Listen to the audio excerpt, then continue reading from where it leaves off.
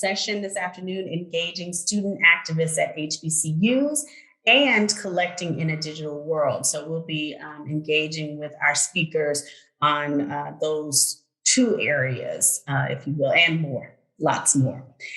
So I'm going to briefly introduce our panelists, and then they will actually go into short presentations before we begin some Q&A as well. So I want to introduce first DeLisa Minor Harris. She's a Fisk alumna who returned in 2016 to serve her alma mater after completing her master's degree at the University of North Texas and working for a bit at Nashville Public Library.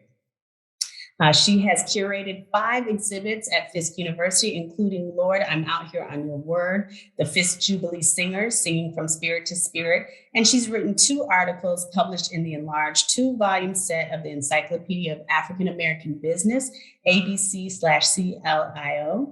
And furthering her professional acumen, she served as an HBCU Library Alliance and Digital Library Federation Authenticity Project Fellow, and is now a Mellon Rare Book School Cultural Heritage Fellow, focused on conducting bibliographic research on the seed book collection of Fisk University's Negro Collection.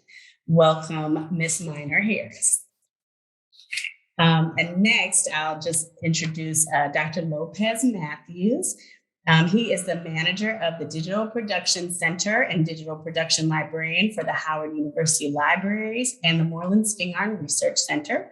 He's also an adjunct professor at 2 other HBCUs, Coppin State and Bowie State Universities, where he teaches courses in African American, United States, and world history.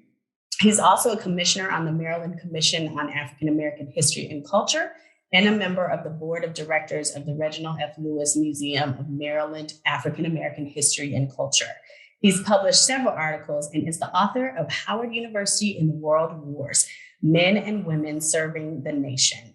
In 2020, he became a senior advisor to the United States Truth, Healing, and Transformation Leadership Group.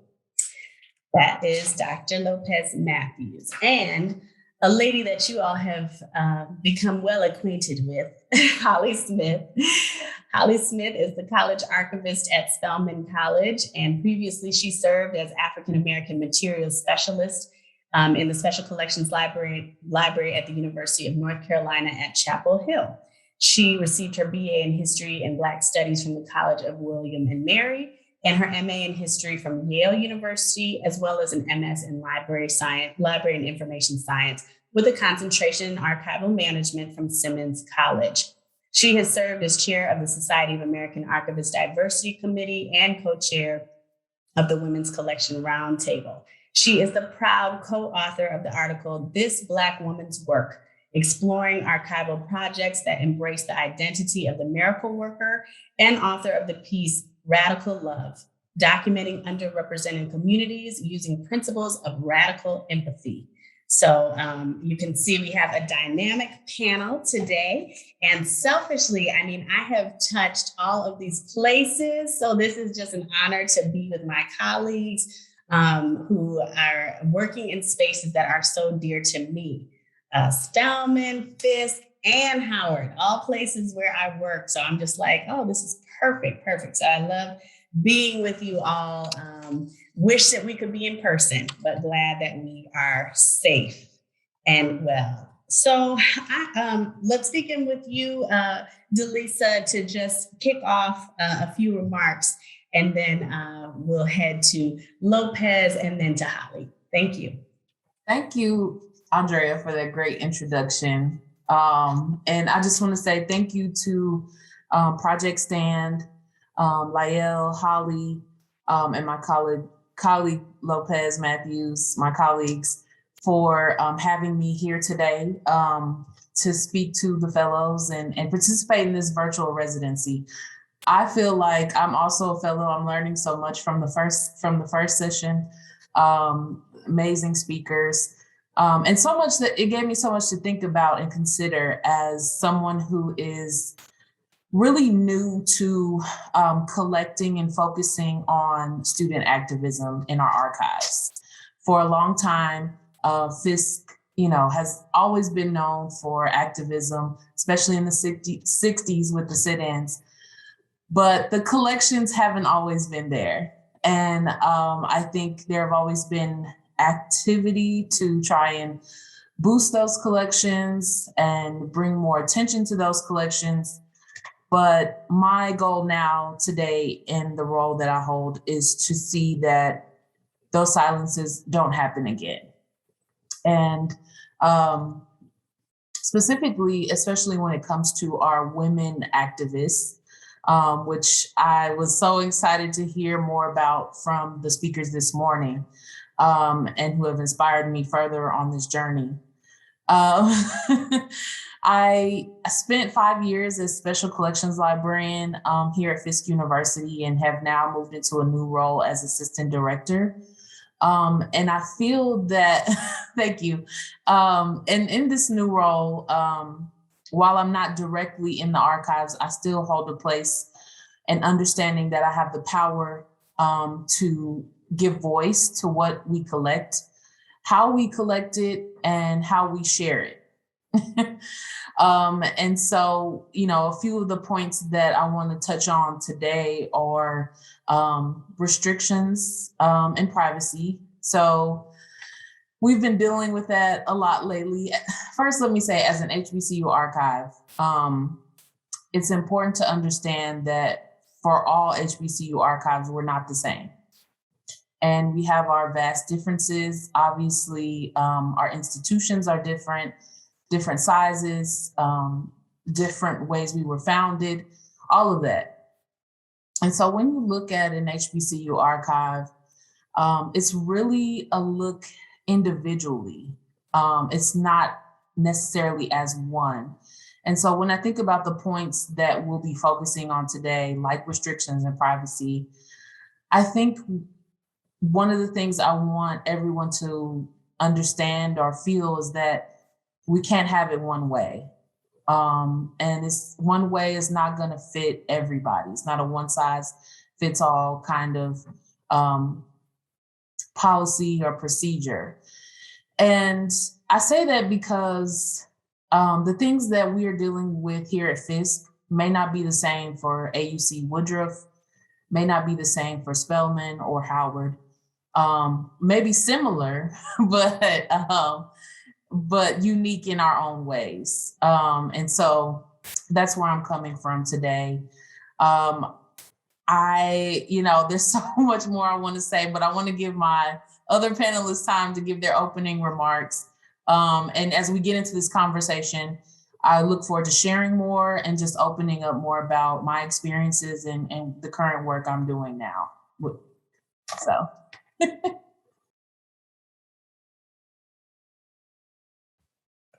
I guess I'll just start talking. Do you want me to just start talking? Okay, I'll just start talking. In terms of being at Howard and Moreland Spingarn, I'm glad you brought that up, DeLisa, because one of the things about our collection is, we have, because they started collecting back in 1914.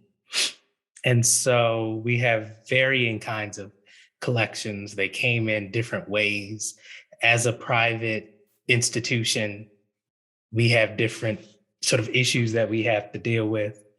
When we look at preserving our student history, the question is, well, do we want to tell that part of our story? How do you get that part out, that the institution won't feel embarrassed by its own history? Because, Howard has a checkered past of student activism, sometimes aimed at the university. And so you have to, when you talk about preserving student activism and the work of the students, the question comes in, well, okay, you love to talk about the work of the civil rights movement and the students protesting and going down, like there's a picture of Howard students from 1936 at the crime conference in DC. They're standing outside of Congress with nooses around their necks. People love that picture. They're like, oh, wow, that's amazing. It's a great shot. And look, it's Howard students. But then those same students are protesting the policies on the campus. And so, oh, well, let's not talk about that. And so as we talk about, student activism and how we do that, okay, how do we navigate telling those stories? Because there are collections that we have, that, they're like, what do we do with this? Will they be mad? Because the people who are in them are still alive. People don't retire. So some of them are still working at the university. And so, that's one of the things that we talk about. But one of the things that I also, would love to talk about is how we're working to, still preserve this history, but also shift to a sort of 21st century way of archiving with digitization and digital preservation. And how do you maintain all these files in perpetuity? I'll tell you, we had, I'm not sure if you knew it, but we had a ransomware attack at Howard 2 weeks ago. Shut the entire campus down. They had to take down the entire network. The computers were, what happens with a ransomware attack happened. And you're like, oh my God. And so I was like, wait, what's, I'll tell you, I'll just talk about me. It got my computer too. My computer had the little things on it. And I was like, oopsie daisy. But, there are backups. And so it's like, oh, great. Yay, we didn't lose anything. Wonderful. So, that was exciting to see.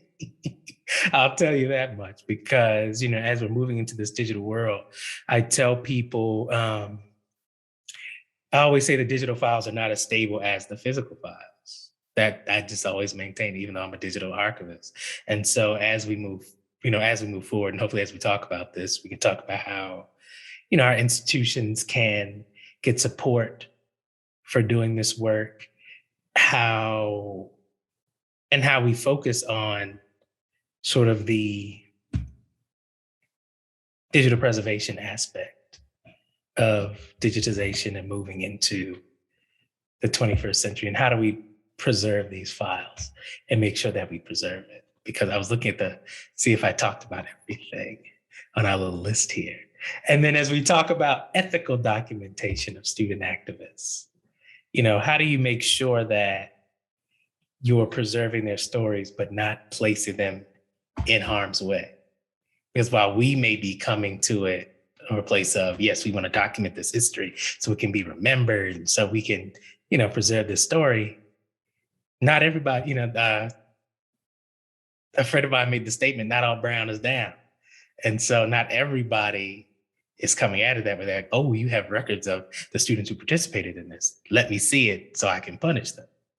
So how do you guard, against that? And so as we have these conversations, hope that's something that we can speak on. And so that's just my sort of introduction to, this conversation.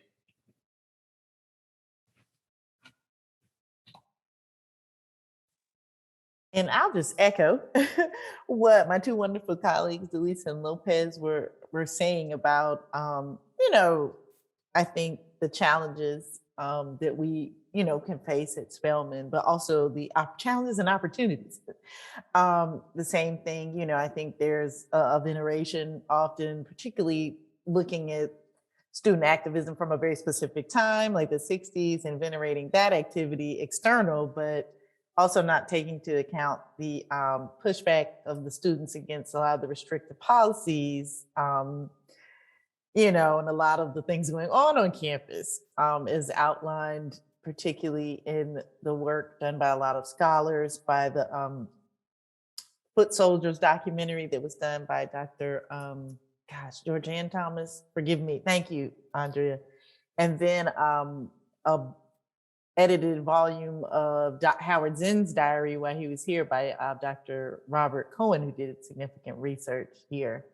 But also, Dr. Cohen did a great job really engaging current and former women student activists, really to make sure and get their perspectives.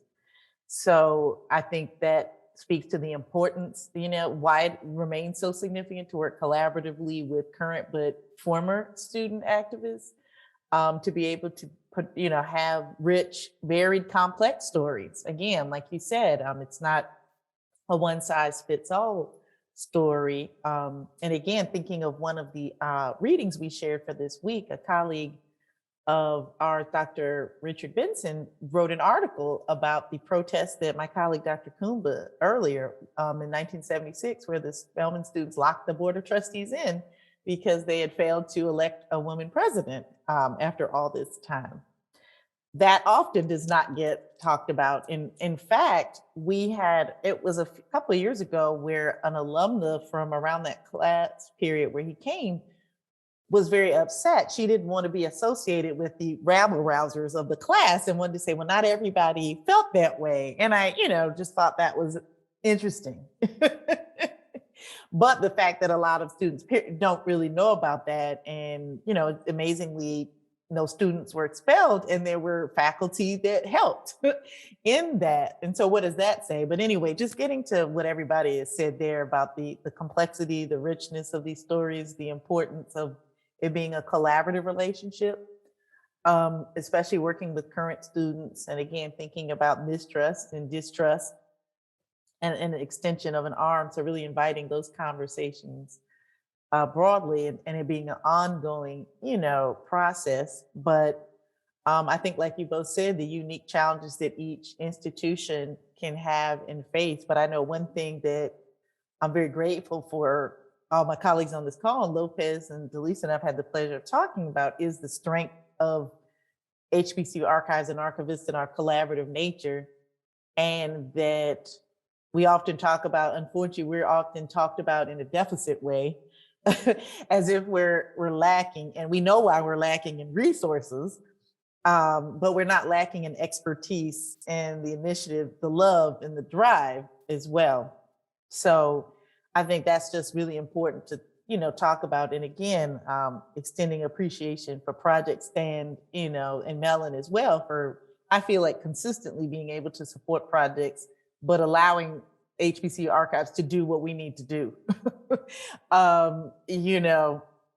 So I'll stop there, Andrea, and I hope I answered the questions, and then I go off the rails too much.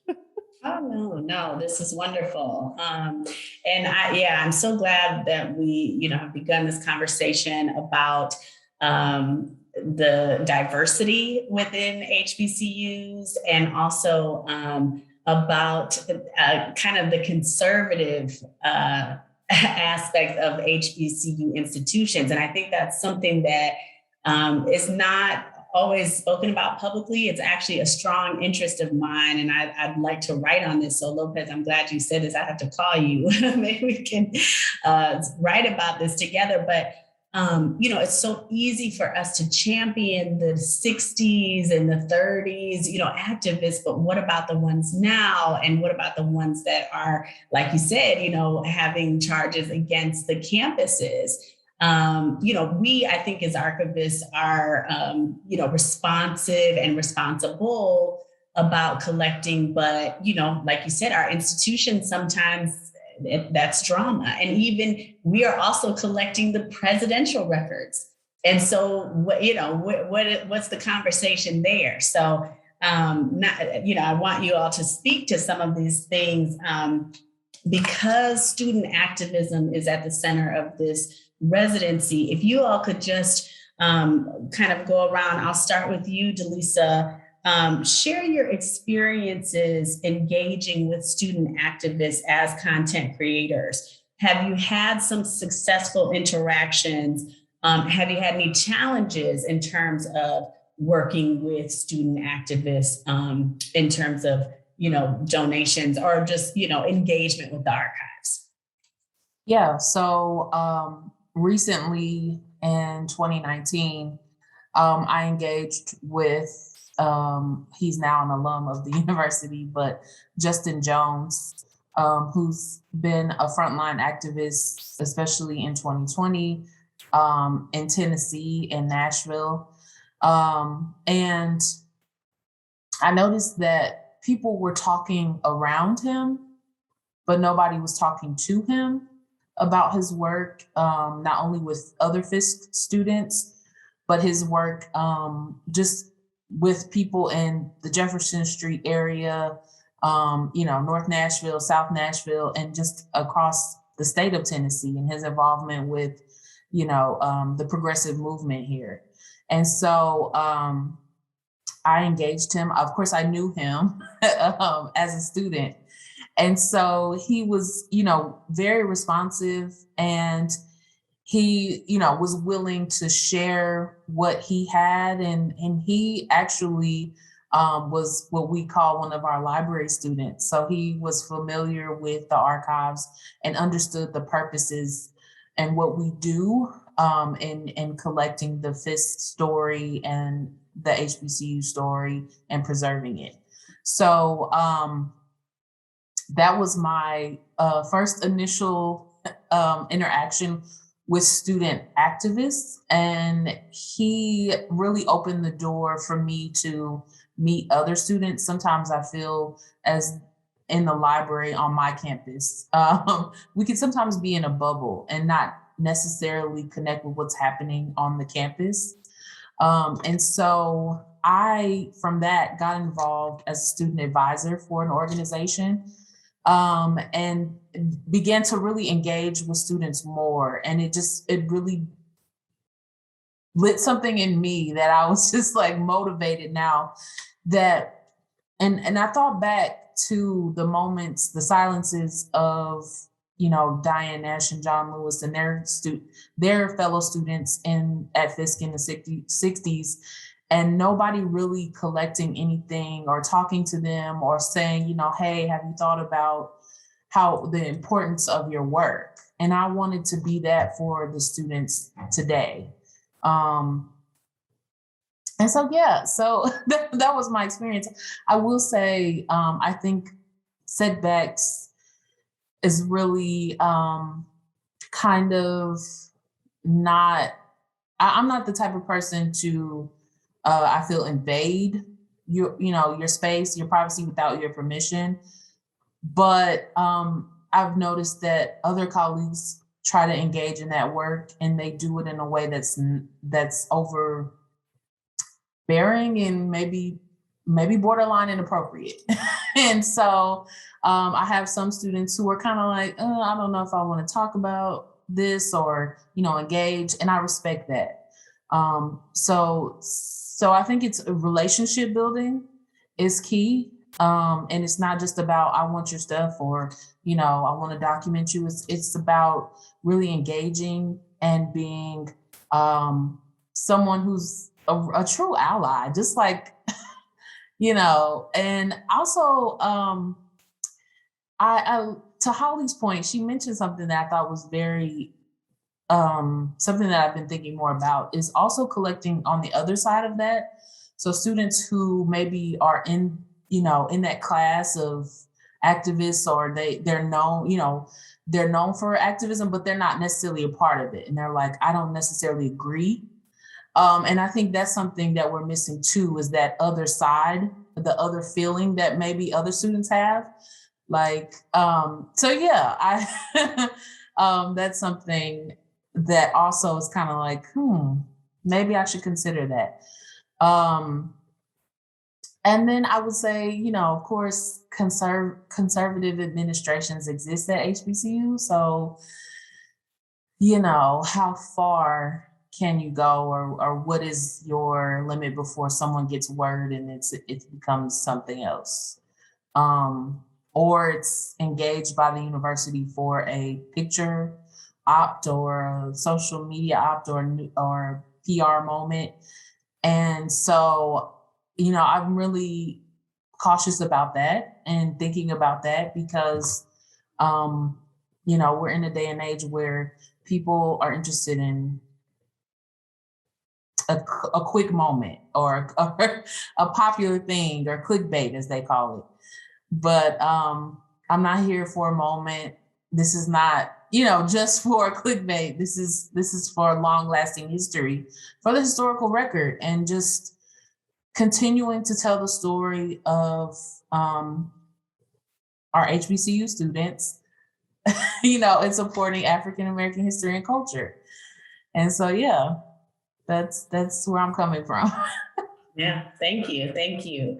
Lopez, what about you?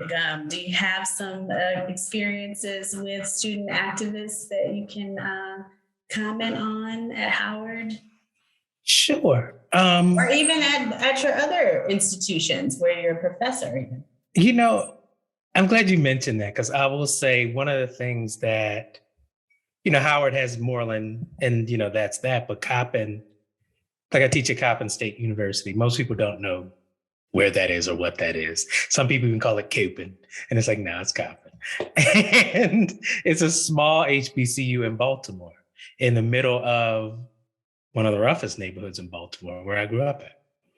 And because they're kind of in the shadow of Morgan, they don't really get talked about. Like, there was a whole thing about the student sit-ins in Baltimore and Pennsylvania Avenue, talks and lectures and all this conversation, not one mention of Coppin. But when you look at the actual records, because, that's what I love to do, I saw the mention that Coppin students were there. There are pictures of Coppin students at these protests. And so I was mentioning it to people, and they're like, really? We participated in that? I'm like, yes. You are an HBCU in this city. Of course your students participated, It's almost like they didn't believe it, because the support isn't there for like a real archive. Like, they don't have a university archive at Coppin. They have records, of course, like all HBCUs, but they don't have the support for an archive. And so those records are kind of there, but they're not being preserved. They're not being promoted. It's not being supported. Interestingly enough, you come to a place like Coppin, a place like Howard, where you have Moreland Spingarn there, and there's an sometimes interesting dynamic at Howard where people will say, oh, I didn't know Moreland Spingarn was there. And it's like, really? How could you not? But then I've also had students tell me they don't know where Founders Library is. And I'm like, you mean the building with the clock tower in the center of campus that you can see from almost everywhere in DC? And then you say, now you're wrong for that. Exactly. And I'll call them out. But one of the things that they need to know, that I tell them when I interact with them, and I'm like, this history, needs to be preserved. We're not trying to get you, we're not trying to play gotcha games. We're just trying to preserve this history and make it available. Black Lives Matter, the Black Lives Matter protests happened in DC for a long time. They were taking down the fence. And the police were like, all this stuff's going in the trash because you left it here, so it's trash. And so, institutions went to collect things. And so we've collected some as well, because the story needs to be told. And there was a bit of a miscommunication with people, and they thought that you were taking it to sell it. And I was like, no, we're not selling anything. We're taking it to preserve the history. So we're not selling anything. We're not even really taking ownership of your material. We're just, we're trying to preserve this history because it was going in the trash. And, so people sometimes just explaining to particularly young people what exactly the role of an archive is. And that's what, I've, tried to do. I've tried to have an open door to our students, particularly bringing them in, saying, hey, come work with us. You want to learn about this stuff, come look at it. It's here. Learn about it. We have the Ralph Bunche Oral History Collection. Come read about the work of activists on campus. We have the Hilltop. Come look at the Hilltop. They're, like Holly mentioned, there are protests that the university would prefer not to talk about. And they will let us talk about the 1968 protests where they took over the administration. You hear about that all the time, but they don't talk about the 1969 protest at all, because that was a much bigger protest and had a much bigger impact on the university. And they don't want to use that one to inspire, because that one, I'll just tell a story I read about in the Hilltop. Man, the students were throwing food at passing cars. And so a man stopped his car because someone hit his car with a tomato. He got out that car and beat the boy up in the middle of 4th Street. And they were like, oh my God, they're fighting in the streets. So, it's like, wow, But, you know, we document that stuff, and there's a lot of hate mail that came to the university during the student protests. Some pretty prominent figures wrote some very derogatory things about the students. And today, as they are still living, they're like, oh no, don't let that out, that I said these nasty things about the students. So, you know, that stuff is there, and you're like, but as we talk about students today, just trying to work with them to get them to understand the value of them and the value of what they're doing. You know, I tell them, you know, these people who we're looking at, they didn't say, oh, I'm so important and I'm going to save everything and put it away and it's going to be documented. No, they were just regular people living their lives. And now you're reading personal information. You know, you're being nosy, reading their personal letters. That's what you're doing. You know, they didn't realize that they would be archived, you know? And so that's what, when I work with particularly the student activists, I let them know, you know, what you're doing is important and it needs to be saved and it needs to be documented. You know, like we're still collecting things. They protested our board of trustees. So we went and collected the documents and put it in folders. You know, you don't talk about it too much.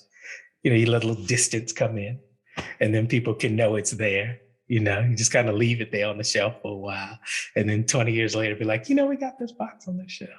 And they're like, ooh, you saved it. Surprise, we saved it. You know, and so that's kind of the way we kind of move, you know. I'll say I am kind of worried about the stuff at like Coppin or Bowie. You know, not so sure about Bowie because I know they had an archivist, but then the archivist retired and not sure the status of that position. But, you know, with Coppin, I'm like, what's happening over there? Because I know they don't. But they have material that does need to be saved and preserved. And I've kind of made entree because they know me because I graduated from Coppin. But, you know, I can only go so far as just an adjunct. Yeah, and that's, I mean, you hate to hear these stories. We were talking recently about Knoxville College, you know, and their records. Where are they? And I think DeLisa, maybe you and I were at maybe a Sala or something, and somebody did a whole presentation about how they were trying to preserve the Knoxville College. I can't remember if that was students from Middle Tennessee State, maybe, or something. But anyway, I don't know. I don't remember exactly, but I do kind of remember attending a presentation about that. Holly, I want to kick over to you. You know, you've also spoken about some of the protests with the Board of Trustees, you know, some of these from the past. And we can talk, I do want us to talk about privacy, something that DeLisa brought up as well. But wondering if you could speak about some of the contemporary engagement you've had with the students as well that are, you know, student activists now, or even in just the recent past. Sure. So I think one of the many benefits of the Spelman Archives in connection with the Women's Research and Resource Center, which houses a comparative women's studies program and really is the hotbed of activist activity, like Dr. Kumba was sharing earlier, had put me kind of almost in proximity to a lot of the students doing the work on campus and externally. So whether it's engagement through, and Dr. Kumba is the advisor to most of the activist student groups. And because of the Tony Cade Bambara Conference and the Activist Collective, sometimes students would end up working with us to pull materials for the conference or to support Dr. Kumba. So it was really helpful, I think, to get just connected in that way, just kind of by proximity and support and involvement with the Women's Center, but also like Lopez and DeLisa spoke about, and Andrea, you've spoken about, we talked about today, is doing outreach, but really being mindful of it being collaborative in nature and not co-optive. And, you know, like we said earlier, all brown ain't down, skin folk ain't kinfolk. So being mindful in my approach, wanting to be an ethical, equitable archivist, you know, to approach in talking to students, activists, you know, student individuals or student groups about what my interest would be in working with them and seeing it as an ongoing partnership to work with them, whether it's to document their materials, to provide archival support and reflection for any of their programs or projects, which we have done before, speaking around, like we talked about the 1976 protests that the students didn't know, but they'll, interest in the apartheid, protests that students spoke about, and particularly thinking about the students, again, involved in groups like the Feminist Majority Leadership Alliance, but just several students when unfortunately, it's been 2 years now, or 3 rather, when particularly trans students, queer students were being harassed and attacked on campus to confront the president, Dr. Campbell, at home and to speak about that.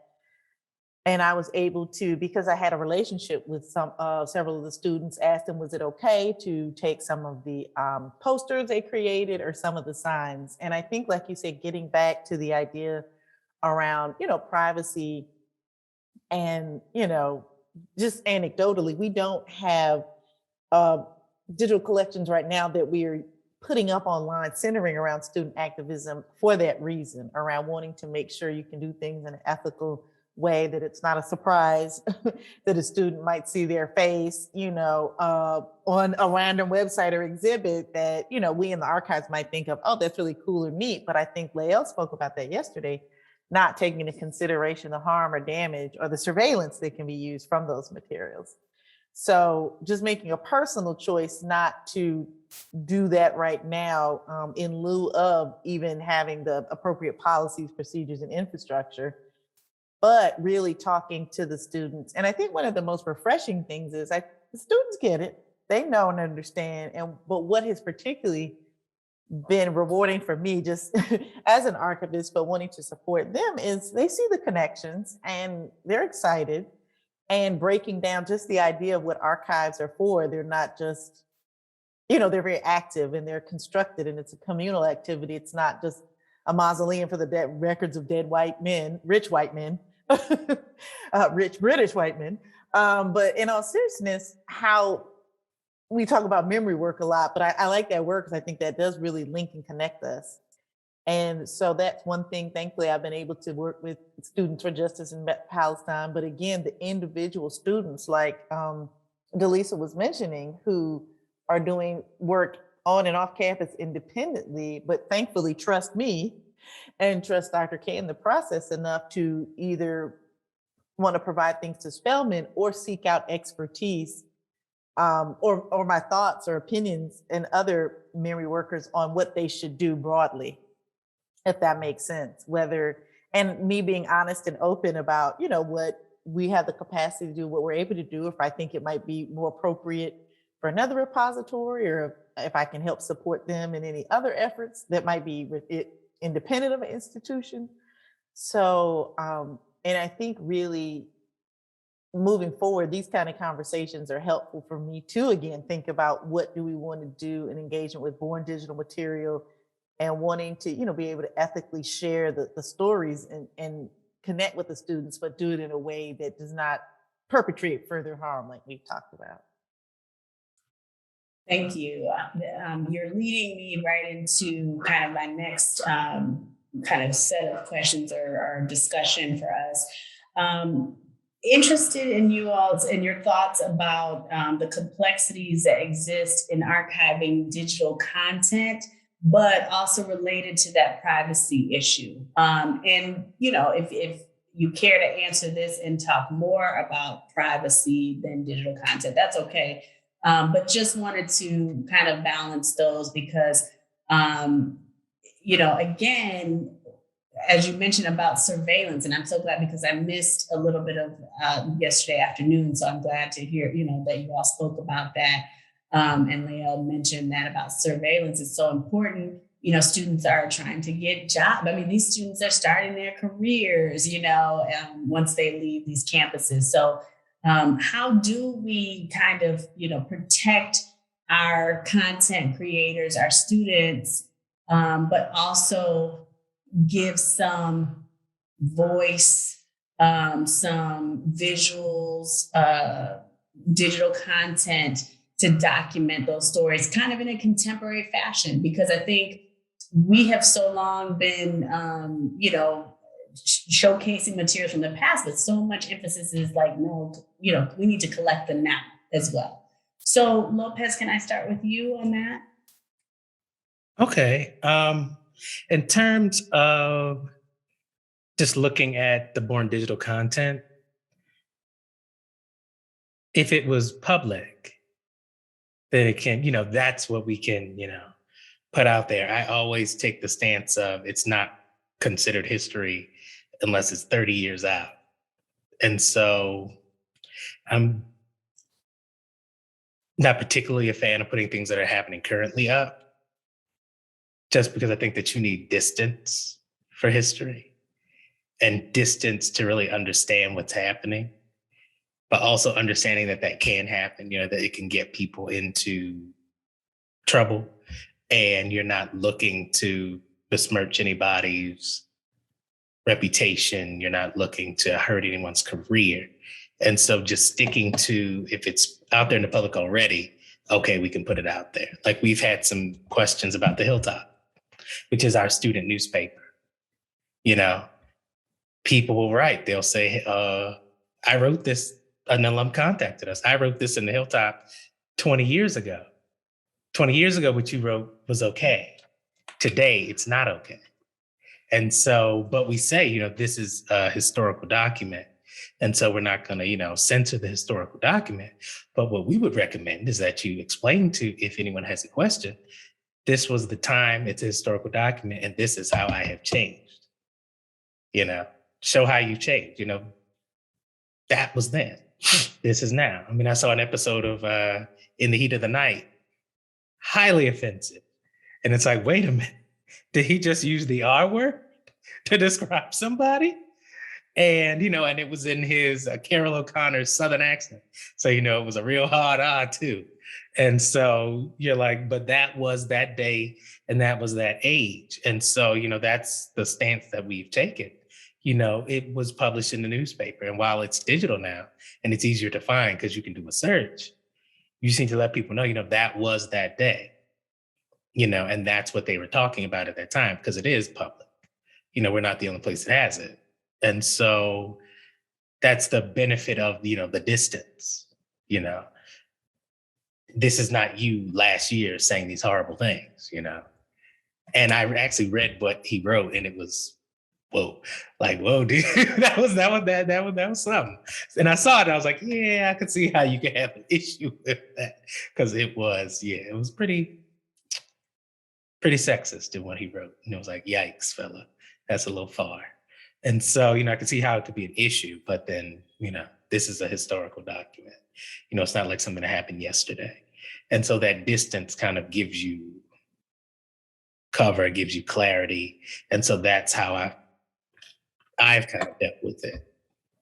And then saying, okay, this stuff is preserved, this is history, but it's not open, almost thinking like, I used to work at the National Archives, almost thinking about how they kind of handle it, where, okay, this is, then the word just left my head. I was about to say copyrighted. This is classified. Classified. Yeah, it's classified for a certain amount of time, and then we'll open it. That type of thinking about it in that way, just kind of, okay, understanding we need to preserve it, but also protecting the people whose collections were preserved, whose information we're preserving, because we also have a responsibility to those people, because they trusted us to preserve their history, that we have a responsibility to make sure that it's truthful, but not damaging in a way that's super hurtful. If that makes sense, like not censoring anything, but not deliberately putting them in harm's way. Yeah, it's a very delicate balance, because we want to tell those stories. I mean, I think about when you look at some of these publications, and like you said, there can be such sexist language, even just, the co-ed, the girl, just and that's just the way they were writing. And, you're like, this is, but this is right, right. There's an article in our first student newspaper, the Howard University Journal, that's up online, and the man wrote, blazing headline, "I don't know why female students come to Howard. They only come to Howard to sit on 6th Street and try to get a man. That's the only reason they come here. Women students shouldn't be allowed into Howard University."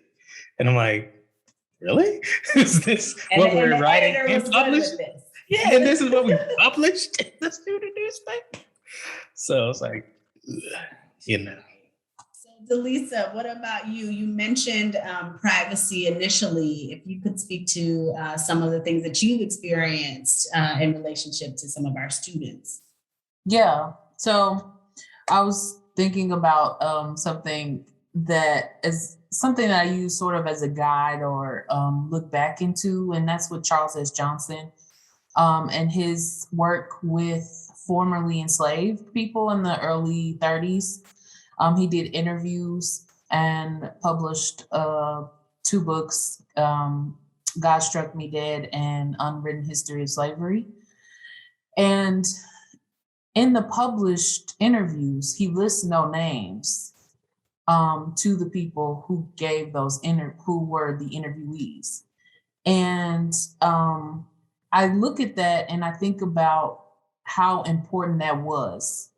The names are left on in the manuscripts, in the collections, but not in the published version. And I think that speaks to my thoughts and the way I choose to proceed in terms of privacy with the students I work with, is that while I spoke a name here today, Justin's name, he has allowed me to do that. I have a relationship with him. But in most cases, names to me, yes, they are important and the people are important. But a lot of what I understand from students is that the work that they do is more important. And the cause that they're working for is more important. And so we are developing a policy that looks sort of like that, where it's the choice of the person if they choose to be spoken up or seen or, identified in a way in the public record. But if that's not their choice, then that is what we will accept. Also, I've had to swallow a hard pill, which is some people don't want to be documented. They don't want to be included in an archive. And that's hard because, you think about like all of the notable names and people that you may look up to and you're like, oh, they're so great. And maybe some of them don't have a lot out there. Oh, I wish there was more about, Minnie Lou Crosswade or other figures. And there's just nothing else. But sometimes the people I've chosen, that my life is my life and it's not necessarily a public record. So that's how I look at that in terms of privacy. Now, in terms of digital, we're not huge in the digital space yet. But a lot of what I'm learning, I look at my colleague Lopez and I look at AUC Woodruff and the work that you all have done. And how can we, as Lopez said, put up on our digital platform these publications of Fisk, these student-led publications that are sometimes problematic. I had someone who pointed out, did you see that xenophobic kind of anti-immigration stance in the Fisk Herald? And I'm like, yes, but, it was a time. And so, looking at how that might affect one viewing that today, and then placing in that caveat, hey, this was from 1891 or 1905. And the sentiments that you may read or see are not necessarily ours and not necessarily the people who wrote them now or, So, that's where I'm at. I hope that answers your question. Yeah. Oh, yes, absolutely. Yes. Yeah. And I'm like, oh, I hope Patricia's listening as we talk about some of the things that we need some assist, more digital help with digital stuff at HBCU. So I guess could I just make a point that our digital center that I've started was started with a Mellon grant. So thank you all for that. Yeah, I was just gonna say, Patricia has been excellent. We're currently working on a Mellon Rosenwald portal, digital portal. And so, this work that the work that I'm talking about now goes into that as well. When we look at those students and those teachers and the people who are involved in Rosenwald schools, how do we view them and how do we view that collection in the digital space? So, yeah. Thank you. Holly, did you want to weigh in on some privacy issues and digital content? Sure. I think, really just, again, echoing everything that DeLisa and Lopez said. And I will say some of the really good examples, I think, about the work that Stacey Williams and Jared Drake did in the article about the a People's Archive Against Police Violence in Cleveland. I think that was a really great model to think about digital, the accessibility and digital projects but that had a number of parameters to protect people. Yeah, it was a wonderful piece written in the Journal of Critical Library and Information Studies, if I'm not mistaken. And I really see that as a good kind of blueprint for considerations, if I'm not mistaken. And it's been a while since I read it, but individuals are able to upload their own content to the website, but they can do so without identifying markers, because we do know how police and other entities that were using those as surveillance to arrest people, or, I'm thinking of, again, after Michael Brown was murdered, that kind of surveillance.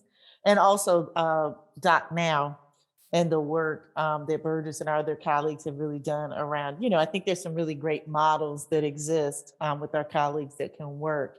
And again, just really shouting out the wonderful Project Stand student activist toolkit that Valencia Johnson and others really put together for, again, considerations that are taken, particularly when you think about, and I would say, student activists, and there's some really great tips for thinking about activists and organizers, even beyond for protection.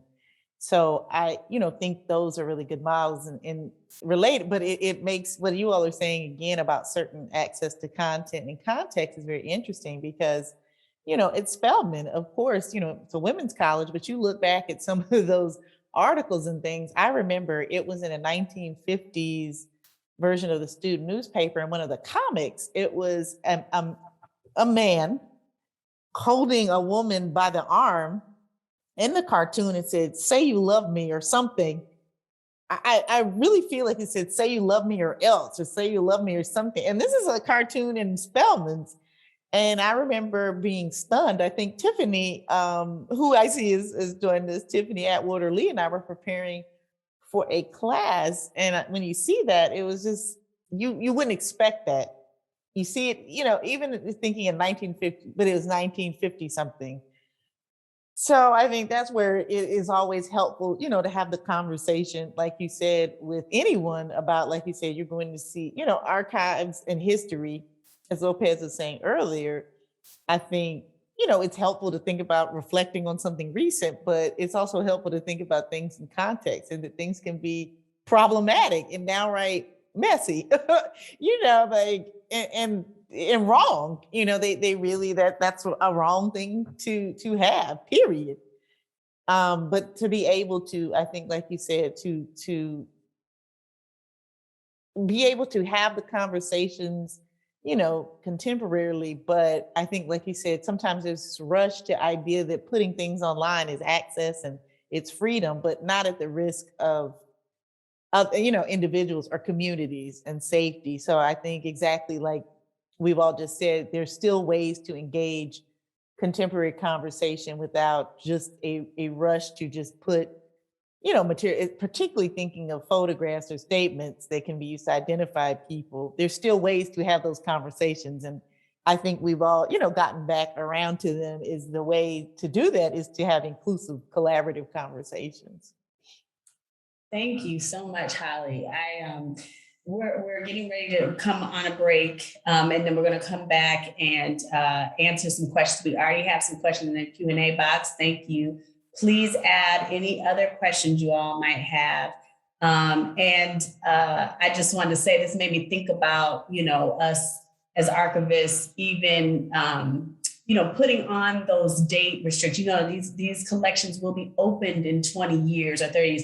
We have collections like that came before, my time, before Sarah's time as head archivist. But, and now they're coming up, now we're reaching a point. It's like, oh, these can open up. What does this mean? So I don't know if you all are experiencing that too, but that is something for us to think about as well. And we can talk more about it. So let's head to break really quickly, and y'all stay with us. But turn your cameras off if you need to for a moment. And we'll be back at, is it 2:10? Is that right? Sorry. Yes, 2:10. Okay. All right. See y'all in a bit.